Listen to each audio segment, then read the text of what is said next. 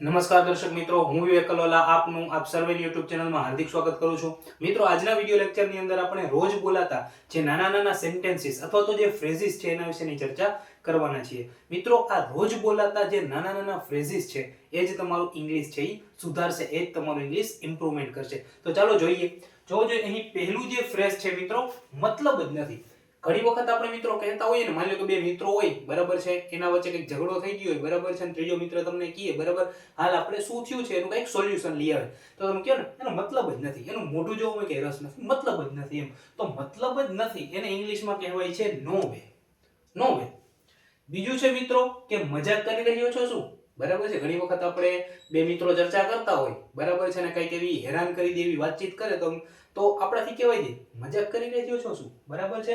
તો એને ઇંગ્લિશમાં કહેવાય are you kidding me. Are you kidding me. સાચે જ, રિયલી.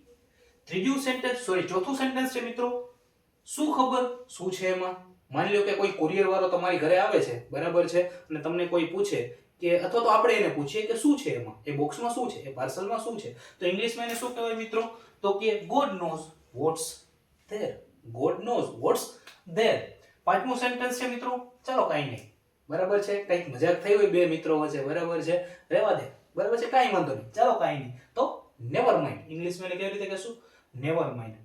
શું થયું તને, આપણે ઘણી વખત કોઈને પૂછે ને, આમ નિરાશ થઈને કોઈ ઉદાસ થઈને બેઠો હોય, બરાબર, આમ ગડબાની જેમ, તો આપણે એને પૂછીએ કે શું થયું છે તને, અથવા શું થયું તને, તો વોટ્સ રોંગ વિથ યુ. ઇંગ્લિશમાં એને શું કહેશું, વોટ્સ રોંગ વિથ યુ. તને કેવી રીતે ખબર, તને કેવી રીતે ખબર, how do you know. How do you know. એવું કાંઈ નથી ભાઈ, તું જેવું વિચારસ ને એવું કાંઈ નથી. Nothing like that. ઇંગ્લિશમાં એને શું કહેશું, નથિંગ લાઈક ધેટ. બસ આમ જ, બરાબર છે. ઘણી વખત આપણે વાતચીત કરતા હોય, બરાબર છે, કંઈક મહત્વની ચર્ચા થતી હોય, બરાબર છે, તો ત્યારે આપણે કહી દેતા હોય બસ આટલું જ, બસ આમ જ, તો જસ્ટ લાઈક ધેટ. બસ આમ જ ઇંગ્લિશમાં શું કહેશું, જસ્ટ લાઈક ધેટ. જો પૂછી કોણ રહ્યું છે, બરાબર છે. ઘણી વખત એવું, માની લો કે તમારે રોજ સવારે કોઈ વ્યક્તિને એવી ટેવ નથી 5 વાગે ઉઠીને દોડવા જવાની, બરાબર છે, પણ એ તમને વ્યક્તિ એવું કહે, બરાબર, હાલથી આપણે રોજ 5 વાગે ઉઠીને દોડવા જવાનું હોય, બરાબર છે, ત્યારે તમે બીજાને સંબોધીને શું કહો, બરાબર, જોતો કરો કોણ આવું કહી રહ્યું, જો આવું કોણ પૂછી રહ્યું છે, બરાબર છે. તો C who is asking. C who is asking.